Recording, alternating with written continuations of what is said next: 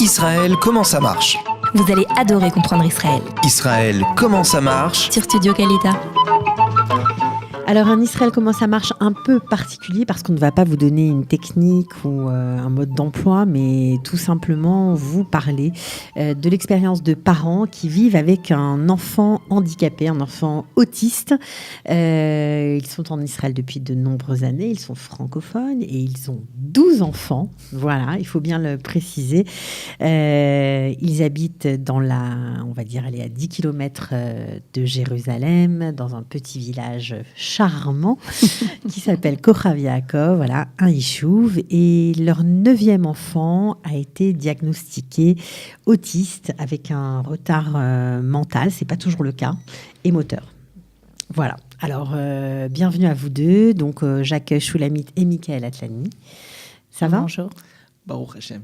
Alors, il faut préciser qu'on a souhaité les accueillir aujourd'hui parce que, justement, ils ont constaté dans leur parcours, parce que c'est un parcours, lorsqu'on a un enfant handicapé en Israël, et ça nous tombe un peu dessus, voilà, et on ne sait pas trop comment se débattre avec cette chose-là.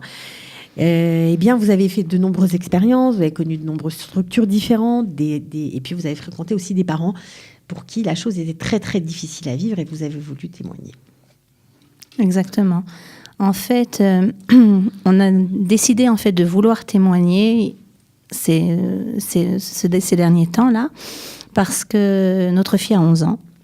Elle va faire sa bat mitzvah dans moins d'un an. Et dans la structure où elle étudie à Jérusalem, on a été réunis, les parents d'enfants qui doivent fêter la bar ou la bat mitzvah de leur enfant pour savoir comment faire, pour donner des conseils. En fait, quelque chose qui peut être très intéressant parce qu'en y pensant, ça peut être... les parents pensent que c'est la seule fête qu'on peut fêter à son enfant. Parce qu'on n'imagine pas un enfant attardé, autiste, se marier plus tard, avoir une autre fête pour lui. Donc, on a eu justement ces rencontres et on a fait connaissance avec des parents qui avaient beaucoup de difficultés face à leur enfant. Certains qui n'avaient pas encore fêté la bar mitzvah de leur enfant alors qu'ils avaient déjà passé l'âge parce qu'ils avaient honte de leur enfant. D'autres qui ont beaucoup de mal à gérer ça. Donc, ils ne prenaient même pas leur enfant aux fêtes familiales parce qu'ils avaient peur de ce qu'il allait leur faire, de comment il allait se comporter. C'était vécu comme un poids très lourd, apparemment. Un poids très lourd. Et on s'est rendu compte qu'en fait, on avait une chance, une bracha, c'est que on a décidé, ça a été une décision de prendre cette épreuve comme un moyen de souder, de grandir face à ça. Et justement, on s'est rendu compte qu'on aimerait partager notre expérience et montrer qu'avoir un enfant qui est vraiment différent, parce que Teila est une enfant qui a besoin d'une assistante 24 heures sur 24, 7 jours sur 7, qui n'est pas indépendante, qui ne parle pas, qui est en couche encore. Donc on s'est dit, avec ça, il faut rajouter, il faut se lier avec. C'est possible d'avancer dans la vie, c'est possible d'être joyeux, c'est possible de gérer une vie familiale et de. Alors, mais on comprend et c'est tout à votre honneur, mais vous l'avez dit au début, on a pris une décision. Ça veut dire que, j'imagine, comme n'importe quel parent du monde, lorsqu'on apprend que son enfant est handicapé, ça va pas être différent, d'autant que c'était votre 9e enfant. Vous avez dû prendre du temps, peut-être même pour réaliser ou pour accepter. C'est comme tout le monde, j'imagine, cette décision-là. Ça a été dur ? Au début, on n'a pas du tout accepté la chose. D'abord, on n'a pas eu de diagnostic dès le début. Donc ça a été très difficile au début d'accepter la situation de notre fille, comment elle était. Donc au début, ce qu'on a fait, c'est qu'on a dit, elle va s'en sortir, c'est juste un petit problème passager. Vous avez été dans le déni, quoi. Complètement dans le déni. Vous a aussi tout donné. Complètement. D'abord, on s'est dit, c'est la 9e, je ne peux pas tout le temps être avec elle, la prendre dans les bras. Mes enfants la prenaient tout le temps, souvent. Donc on s'est dit, elle manque d'attention, elle manque d'amour. C'est quelque chose qui est purement rikshi, qui est purement dans les sentiments. Donc si on lui donne de l'amour, ça va aller mieux. C'est comme une pierre qui bloque le ruisseau et hop, on enlève la pierre. Ça ne s'est pas passé comme ça. Pas du tout. Alors, quand vous comprenez que ça va durer et que c'est beaucoup plus sérieux que prévu, c'est quoi votre réaction? Vous auriez pu soit vous écrouler, mais apparemment, c'est pas ce que vous avez choisi de faire. Ah si, au début, c'était très dur. Au début, c'était les réveils avec un poids sur le cœur. D'abord, au début, on a eu plein de diagnostics comme ça, enfin plein d'essais de diagnostics, de vérifications. Génétique. Au niveau, d'abord, c'était plein de bdicotes, refouillottes. Alors justement, comment on fait un diagnostic en Israël lorsqu'on a un enfant handicapé? À quelle période ça se fait? Ça se fait tout de suite? Ça se fait à l'hôpital? Ça se fait par des comités de médecins extérieurs? Ça se fait par le bitoire Lomi? Comment on fait? D'abord, on va à la copatroline. D'abord, ça dépend de la comment dire, des parents, de ce qu'ils voient déjà. D'accord. Ça dépend déjà du regard des parents sur leur enfant. Déjà, c'est la première chose. Si on ne voit rien sur l'enfant, on n'ira jamais faire des tests ni quoi que ce soit. Bien sûr. Mais ensuite, on a des rendez-vous à la Tipatralave. Donc nous, même en tant que parents, même si c'était la 9e, il y a beaucoup de choses qu'on ne voyait pas. On oublie déjà d'un enfant à l'autre, à quel âge il prend son biberon, à quel âge il attrape un objet, à quel âge... C'est des choses qu'on oublie. Et puis, à la Tipatralave, eux, ils font des tests, ils doivent faire des vaccins, donc ils sont obligés de faire des tests, et puis ils se rendent compte qu'elle ne tient pas très bien sa tête, ou il y a un petit problème, il faudrait peut-être de la physiothérapie. Donc elle a commencé vers 8 mois, elle a commencé à faire de la physiothérapie. Et puis on nous a envoyé justement à la Hitpatrutayel, le centre du développement de l'enfant, qui est une structure que chaque copatrolim a, qui a pas mal de médecins. Oui, des ergothérapeutes, voilà. des orthophonistes, des choses comme ça. Mais là, on n'est pas encore dans et des médecins du développement. Le médecin de base, c'est le médecin du développement. On n'est pas dans le handicap, là. Non, on n'est pas encore dans le handicap. Il faut qu'elle fasse de la physiothérapie. Et petit à petit, on s'est rendu compte qu'il n'y avait pas de développement. D'abord, elle ne réagissait pas. Je me souviens que à 5-6 mois, on l'avait mise dans la poussette. Maintenant, c'est une enfant qui pleurait pas. C'est une enfant adorable. Donc, on s'est dit, qu'est-ce qu'elle est mignonne. Elle dort et elle pleure pas. Et puis, elle mange. Donc, ça va, tout va bien.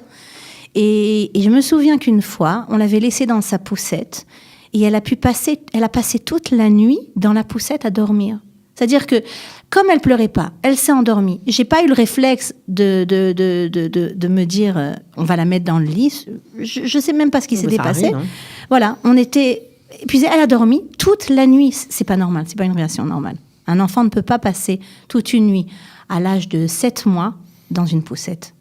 Donc, petit à petit, on a commencé à se réveiller. Petit à petit, on est allé faire des examens. Les médecins ont commencé à nous dire, voilà, vous allez faire telle vérification, tel test génétique. Ça a pris du temps. Ça a pris combien de temps, tout ça? Les vérifications ont pris bien 2 ans. Ouais. 2 ans de vérification, c'est dingue. 2 ans, avec 2 ans où on était... où c'était très dur parce qu'à chaque fois qu'on nous disait peut-être qu'elle a ce problème génétique. Donc nous, qu'est-ce qu'on faisait? On allait tout de suite sur Dr Google et on vérifiait quel est le problème génétique. Et on se disait... l'angoisse. C'était terrible. Ah, elle va pas passer ses 30 ans. Ah, elle va pas... Ils ont dit qu'elle avait peut-être ce syndrome de Rett, Engelmann, tout ce qu'on veut. Et on n'en dormait pas. C'est-à-dire, moi, je sais que je l'ai pris beaucoup... Donc ça a duré combien de temps, cette période terrible, pour vous? 2 ans? Moi, 2 ans. 2 ans. 2 ans de culpabilité, 2 ans d'incertitude, 2 ans... non, 2 ans, pas d'incertitude, 2 ans où on n'acceptait pas. 2 ans où je m'en voulais beaucoup. Mais aussi, on ne savait pas ce qu'elle avait. C'est-à-dire, vraiment, on ne savait pas où on en était, on ne savait pas dans quelle direction on allait, et puis c'était à chaque fois des diagnostics sur diagnostics, et on ne savait pas ce que ça donnait, quoi. Et on n'acceptait pas. Et il n'y avait pas de soins qui allaient avec, parce Non. que les diagnostics n'étaient pas définitifs. Elle faisait comme elle n'avançait pas au niveau moteur, donc elle a marché 4 jours avant ses 2 ans. Donc elle a commencé à recevoir de la motricité, de la physiothérapie et Ergothérapie. Ah, ok, ergothérapie. Plus tard, on a commencé, comme tous ces tests génétiques sont sortis bons, Et elle a commencé à recevoir de l'orthophonie. Mais elle n'avait pas de diagnostic. On ne savait pas ce qu'elle avait. Donc, au bout de 2 ans, est-ce qu'il y a un diagnostic qui tombe? Non. Au bout de 2 ans, non plus, parce qu'elle est encore trop jeune.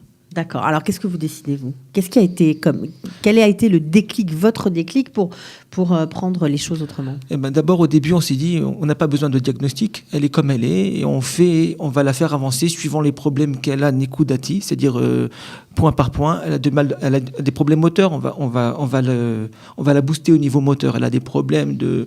Bon, donc vous avez pris sur vous avec des aides privées, des choses comme ça Le médecin nous avait dit, écoutez, voyez comment elle est, elle ne participe pas, elle ne fait rien, elle était allongée justement chez le médecin.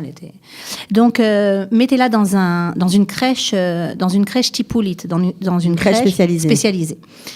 Et nous on voulait pas. On s'était dit, comme il n'y a aucun diagnostic et comme elle n'a rien. On n'a même pas pensé à l'autisme du tout, parce qu'en fait, c'est une enfant qui est quand même très souriante. Et qui va vers les autres. Donc, on s'est dit, on va la mettre avec une structure d'enfants normative. On va lui donner une assistante Tsmuda, c'est-à-dire dédiée à elle. Et c'était tout à nos frais, pour qu'elle puisse avancer. Donc, on a fait ça pendant 3 ans, jusqu'à ses 5 ans. Ça a marché? Non, ça n'a pas marché. Non, c'était pas le système. On l'a amené chez Feuerstein pendant ce temps-là.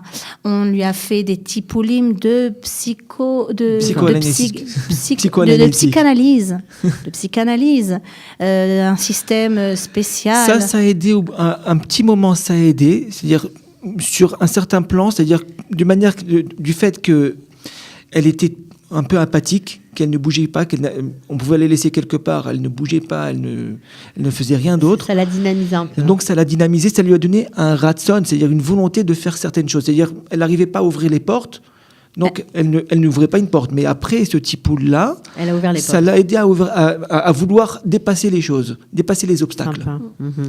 Donc au bout de 3 ans, vous vous rendez compte que ça ne marche pas, donc on la met dans une structure d'un Gan Chova, dans une structure à Jérusalem, magnifique, qu'il a prise. C'était seulement pendant 1 an, parce que cette structure c'est une structure de Gan, en fait. Donc, alors justement, ce moment-là, vous avez changé d'attitude? Disons le fait d'avoir changé, déjà d'avoir compris qu'il fallait changer de mode, on va dire de mode d'école, quoi, tout simplement, d'aller dans un autre système. Vous encouragez les parents à réagir plus vite? D'abord, il faut savoir une chose, c'est que du fait qu'elle n'avait pas de diagnostic, ça nous a empêché de recevoir des aides du Bitor Leumi aussi. Parce que le Bitor Leumi, tant qu'il n'y a pas un diagnostic franc, elle n'a rien. C'est-à-dire, il considère qu'elle n'a rien. Même si elle peut avoir tous les problèmes du monde, il n'y a pas de diagnostic, elle n'a rien. C'est compliqué, ça, mais on ne peut pas faire activer le diagnostic, c'est quand même fou. Un diagnostic comme celui de Teila, en fait, elle est diagnostiquée avoir de l'autisme avec un retard mental. Son niveau, en fait, est dans la tranche basse. Il y a beaucoup d'autistes qui fonctionnent, qui peuvent... Mais elle, non. Maintenant, encourager les parents, c'est enlever les sentiments de culpabilité. C'est essayer d'avancer. Pour moi, ça m'a pris 2 ans pour faire le deuil, pour accepter le fait que ma fille avait un réel problème, que j'en étais pas responsable, que je lui donnais tout ce que je pouvais et que c'était ce qu'Akadosh Baruch Hu nous avait envoyé, et qu'avec ça, il fallait qu'on avance.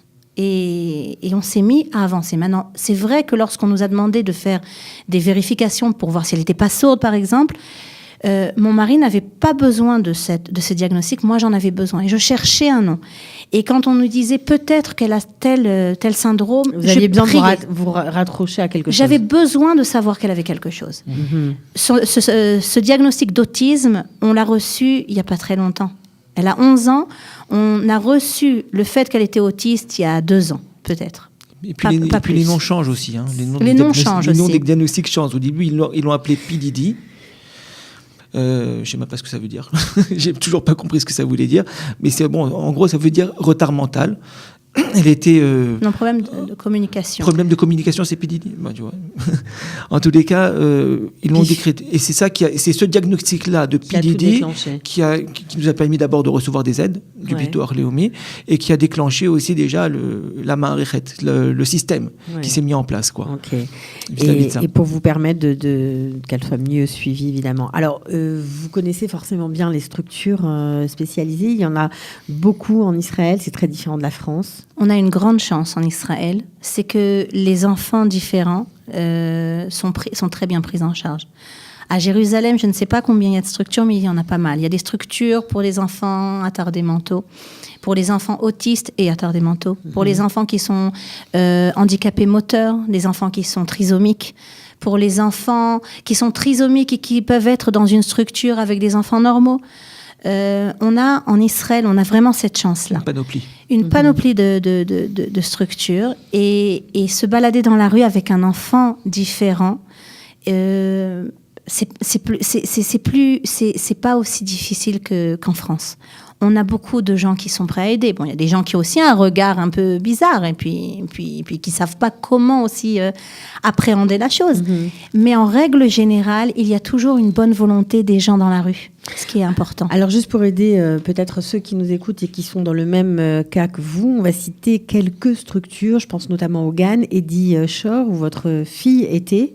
Et là, vous avez vu vraiment un réel progrès là-bas, une équipe formidable. Oui, une équipe formidable, des thérapeutes, ils font de l'orthophonie, de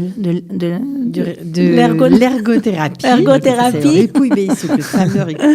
On a même une fille qui travaille là-bas. Voilà, okay. La physiothérapie, du ripoll avec de la musique, avec des animaux, des systèmes aussi pour rentrer en contact avec l'enfant. Pas seulement donner un soin, mais trouver, si l'enfant n'arrive pas à parler, d'essayer de trouver, soit par le langage des signes, soit par des tablettes, des iPads pour parler avec l'enfant. Donc on essaye de lui apprendre par des images. Ce sont des structures très développées. Il y a aussi des ordinateurs pour les enfants. Oui. Il y a énormément de choses. Oui. Donc c'est très très loin de l'image un peu archaïque qu'on peut avoir d'une institution comme ça. En tout cas ici c'est pas trop comme ça que ça se passe, c'est plutôt le contraire. Donc ça c'est le GAN, Eddie Shore. Aujourd'hui votre fille est dans une structure qui s'appelle Dekalim, voilà. Qui est à Givat Sarfatit à Jérusalem. Ok. Qui est une structure aussi pour enfants autistes, spécialisée pour enfants autistes et autistes attardés. C'est dur de dire attardés avec un retard. Et cette Comment structure... c'était votre première réaction lorsque vous l'avez rentrée? On revient un petit peu en arrière au GAN Eddie Shore. Très dur. Au début, c'était très dur. C'est le directeur de Eddie Shore qui nous a bien parlé, qui nous a rassuré beaucoup aussi. Pourquoi? De voir d'autres enfants complètement... D'abord, Teila, on a une chance énorme, c'est que c'est une enfant qui est très jolie et qui est souriante. Et donc, quand on la voit, de premier abord, surtout quand elle était petite, maintenant qu'elle a grandi... Ça change un peu. Ça a un peu changé. Au niveau physique, elle est toujours jolie, mais... Elle a des réactions qui sont restées encore il y a quelques années, comme un bébé. Alors donc quand vous avez vu d'autres enfants par rapport à elle, ça a été un choc. Ça a été un choc. On s'est dit, mais c'est pas du tout pour elle. Quel rapport? Il y a des enfants qui bavent, il y a des enfants qui sont sur chaise roulante, il y a des enfants qui... C'est pas du tout lié, aucun rapport. Vous aviez eu envie de vous sauver, quoi. Complètement. Mais c'est pas pour elle, quel rapport maintenant? Tout à fait. Finalement, le directeur vous a rattrapé par... C'est ça, c'est comme Finalement, ça. Non, c'est quand on a eu le rayon avec on a eu la discussion avec le directeur. Le directeur, il nous a montré, en fait, la structure, comment elle était et comment il s'occupait des enfants de manière personnelle. Et puis on a vu aussi que sur un groupe de 5 enfants, il y a 5 problèmes différents. Il y a 5 problèmes différents et il y a 6 personnes qui sont là et qui s'occupent de chaque enfant, quoi. Il y a pratiquement une personne par enfant qui est là et qui s'occupe d'elle. Donc c'est quelque chose. Ça a dû vous rassurer, je comprends. Et puis Teila fait quand même partie de la classe avec le niveau le plus bas. Il faut quand même le dire. C'est-à-dire que notre regard en tant que parents face à elle, c'était pas le bon. C'est le bon dans notre façon de fonctionner à la maison parce qu'on veut la pousser, la tirer au plus haut de ses possibilités. Mais objectivement. Le principe de réalité n'y était pas, quoi, Non, c'est ça? pas du tout. D'accord. Bon, bah écoutez, c'est très touchant que vous témoigniez de ce genre de choses. Personne n'en parle vraiment, donc c'est bien de le faire. Ensuite, après Eddie Shore, donc Dekalim, on l'a dit, donc une très belle structure là aussi. C'est religieux, c'est pas religieux? Comment ça se passe dans ce genre d'établissement? Il y en a pour tous les goûts? Il y a pour tous les goûts. Il y a des structures qui sont très religieuses, haredites. Ouais, orthodoxes. Il y a des structures qui sont...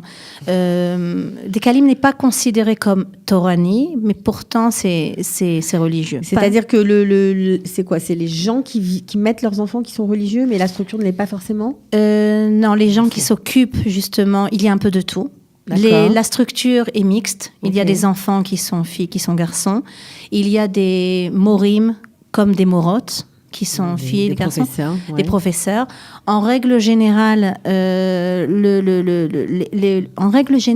gens qui travaillent dans ce domaine-là de l'éducation spécialisée, mais éducation spécialisée profonde, pas légère, ce sont des gens qui ont déjà un lien très fort avec Akadosh Baruch Hu au niveau de la Neshama, de la Emouna. Donc, c'est une structure qui donne énormément. Au niveau religieux aussi, il y a les fêtes. On souligne les fêtes au niveau technique. On souligne toutes les fêtes, on fête toutes les fêtes, on enseigne toutes les fêtes. Est-ce qu'il y a une structure qui n'est pas du tout religieuse, plutôt laïque, qui existe aussi pour des enfants qui ont des handicaps? Ça existe? Moi, je connais pas, moi. Il y a des structures où il y a des enfants arabes et des enfants juifs. Oui. Ouais, ça existe. Eddie Shore, c'était une structure comme ça. À l'époque, oui, c'était ça. Oui. Et j'ai entendu parler de Ben Yehuda. Ça vous dit quelque chose? Ben Yehuda est une structure qui, elle, n'est pas religieuse. n'est pas religieuse. Nous, on n'a pas visité cette structure, on n'a pas pu la visiter parce que lorsqu'on nous a donné à nous des noms de structures, on a voulu faire une visite surprise. On n'a pas voulu prévenir le directeur, on a voulu dire bonjour et est-ce que vous pouvez nous faire entrer? Et à Ben Yehuda, ils nous ont laissés en dehors de la cour de récré. Et on n'a pas pu rentrer. Donc, on n'a pas inscrit non plus. Alors, vous avez eu une mauvaise expérience avec une structure qui était plutôt harédite ou une très belle structure au demeurant, très accueillante, avec des moyens, etc., mais où on va dire le personnel soignant était moins professionnel que dans d'autres structures. Parce que exclusivement Haredi et peut-être que les gens n'étaient pas assez formés ou pour quelle raison? Teila est effectivement restée 3 ans dans cette structure-là. On voulait une éducation religieuse. C'était la base. C'était la base. Pour nous, c'était la base. Alors que pour un enfant comme ça, la base, c'est de le faire avancer au maximum de ses possibilités. Peu importe le reste. Peu importe. Elle n'est pas encore elle n'est pas à ce niveau-là de savoir religion par religion. C'est pas. Non, parce qu'en Israël aussi, il n'y a pas d'anti. Dans ce niveau-là, elle n'est pas ni fille ni garçon. Elle est comme un bébé, quoi. C'est vraiment. C'est pas du tout. Donc la priorité, vous n'avez pas mis le bon curseur pas de priorité. Le bon curseur. Ouais. Et surtout qu'en Israël, c'est pas comme une structure scolaire normale. Il n'y a pas de personnes qui sont anti-religieuses. Les structures qui sont pas religieuses ne sont pas forcément. Elles vont fêter les fêtes par. Oui, la religion fait aussi partie de la culture du pays. Voilà, en tant que culture. Ouais, tout à fait. Elle a été dans cette structure-là. Effectivement, on voyait pas ses progrès, on voyait pas réellement son avancée. Même si les professeurs étaient géniaux, étaient très gentils. Très gentils, mais ils étaient très gentils. Donc là, aujourd'hui, vous l'avez changé, vous voyez la différence. Beaucoup. Oui, elle a beaucoup avancé. Okay. Elle a beaucoup avancé. C'est une bonne nouvelle. Alors, vous habitez, on l'a dit en démarche d'émission, dans un village qui s'appelle Kochav Yaakov. Vous êtes donc dans la région de Maté Benyamin, et il y a une structure très connue en Israël qui s'appelle Lev Benyamin. Voilà. Et qu'est-ce que vous y faites avec votre fille là-bas? On l'envoie tous les jours. Quand Teila était dans cette structure qui était harédite, la première année, ce sont des structures qui sont longues, qui restent jusqu'à 4h30. Donc la première année, on l'a laissée jusqu'à 4h30, jusqu'au moment où on a entendu parler de Lev Binyamin, qui est une moadonite d'après-midi. C'est une moadonité qui reçoit, une garderie en fait d'après-midi qui reçoit les enfants différents de 2h30 jusqu'à 6h. Et qui donne en fait, qui fonctionne avec des volontaires et qui donne des activités et qui travaille aussi avec les enfants tout l'après-midi. Ils reçoivent aussi des soins avec les animaux, ils font de la cuisine. C'est pas juste une garderie, c'est aussi un développement. C'est un développement. C'est aussi. Maintenant, cette structure, elle donne aussi un soutien aux parents. Elle organise une fois par an des Shabbatot familiaux où on peut venir avec tous nos enfants, toute notre famille. Et notre enfant différent, on partage, on a un Shabbat organisé où tous nos enfants sont pris en charge. C'est important la prise en charge de la famille dans ces cas-là. Très important. Pourquoi ? Parce que la famille, c'est elle qui se retrouve avec l'enfant après toutes ces structures. Elle a besoin d'un soutien sentimental rikshi et d'un soutien... un soutien rikshi, un soutien mental aussi par rapport. Pourquoi c'est d'être dans ce genre de structure qui s'occupe de la famille dans son ensemble, c'est le seul moment où on peut parler de son handicap, où on nous comprend. Disons c'est un moment particulier. On se retrouve avec plein de parents qui ont les mêmes problèmes. On est assis avec eux. Il y a des activités qui sont aussi liées avec ce problème-là et qui permettent aux parents de vider aussi ce qu'ils ont dans le cœur, de sortir ce qu'ils ressentent. Donc, il y a une interaction, tout le monde écoute, c'est un peu comme un petit poule voilà, c'est ça. Puis les enfants sont pris en charge, donc en plus, on n'a pas peur quand notre enfant va aller chez chez une personne. On n'est pas gêné de dire viens, t'es là, reviens, viens, et de s'excuser. Oui. L'autre parent va comprendre, il aura le même regard. Même si le problème qu'il vit avec son enfant... Vous baissez la garde. Oui. On baisse la garde. Combien de fois par an ? Une fois par an, c'est ce Shabbat. Ça fait court, hein ? Oui, mais c'est tellement bien fait. À part ça, il y a d'autres choses. Il y a des activités à Hanouka aussi. À Hanouka, ils amènent tous les parents aussi. Tout celui qui veut venir, tous les parents peuvent venir. Donc en tout cas, pour tous ceux qui habitent dans la région de Benyamin, qui ne connaissent peut-être pas cette structure et qui ont besoin de cette structure. Donc il y a 200 enfants qui partent en vacances 3-4 jours, on va dire, par an. Il y a aussi 50 enfants, à peu près une cinquantaine d'enfants 65. tous les jours. 65 Ben voilà, 65 enfants tous les jours qui participent aux activités. Des Shabbatot organisés où on envoie notre enfant qui est pris en charge. Des caïtanotes où il y a à peu près 200 enfants qui sont inscrits pour ces caïtanotes. Maintenant, il faut savoir qu'à la base, nous, on n'était pas prêts à nous défaire de Teïla. On n'était pas prêts à ce qu'elle dorme ailleurs qu'à la maison. On avait confiance en personne. C'est-à-dire, c'est pas dès qu'on trouvait un moyen de l'envoyer, on l'envoyait pas du tout. Oui, bien sûr.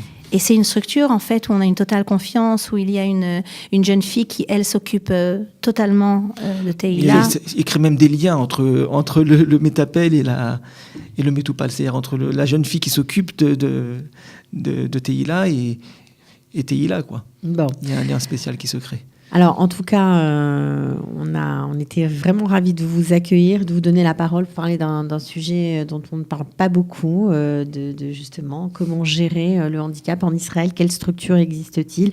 Bien sûr, on a effleuré le sujet, évidemment, mais c'était important, j'imagine, pour vous de faire cette démarche. Oui, très important. Pour moi, c'est important de montrer que malgré l'épreuve qu'Hachem envoie, on peut avancer. Et on continue à vivre. On peut continuer à vivre et on peut faire participer notre enfant dans toutes les activités. On peut souder notre famille avec ça. Alors, quand on vous dit, ce sera juste pour terminer, parce que j'ai souvent entendu dire ça, lorsqu'on a 12 enfants, comme c'est votre cas, bon, c'est pas toujours commun, d'avoir un enfant handicapé, quelque part, le reste de la fratrie est complètement impliqué et ça vous a aidé à vous. Énormément. Chaque enfant... quel que soit son caractère, se sent impliqué avec Teïla. Il y en a plus, il y en a un peu moins. Mais chaque enfant apprécie le progrès. Chaque enfant est prêt à avoir un œil sur elle. Et puis, il y a une fraternité qui se crée, qui soude toute la famille. Donc, c'était... Ouais, c'est impressionnant de voir ça. Parce que ça aurait pu... En général, on peut dire aussi que dans certaines familles, ça peut se passer d'une certaine manière où on délaisse les autres enfants en s'occupant au profit de celle qui est handicapée, parce qu'on met toutes les forces sur elle. Mais là, c'est vraiment quelque chose de Mishoutaf qui s'est fait, vraiment toute la famille ensemble. Ok. Bon, bah alors sur ces jolies paroles d'espoir et de communion, on va se quitter. Merci beaucoup à tous les deux d'être venus, Shulamit et Michael Atlani. On peut laisser vos coordonnées si certains parents ont envie de vous parler, peut-être. Avec plaisir. Grand Ouais, plaisir. ok, alors on va le faire. Ce sera juste sous la vidéo. Vous pourrez les contacter. Merci beaucoup et à De très rien. bientôt. Ciao. Merci, au revoir. Des bonnes nouvelles. Israël, comment ça marche? Vous allez adorer comprendre Israël. Israël, comment ça marche? C'est tout de suite sur Studio Kalita.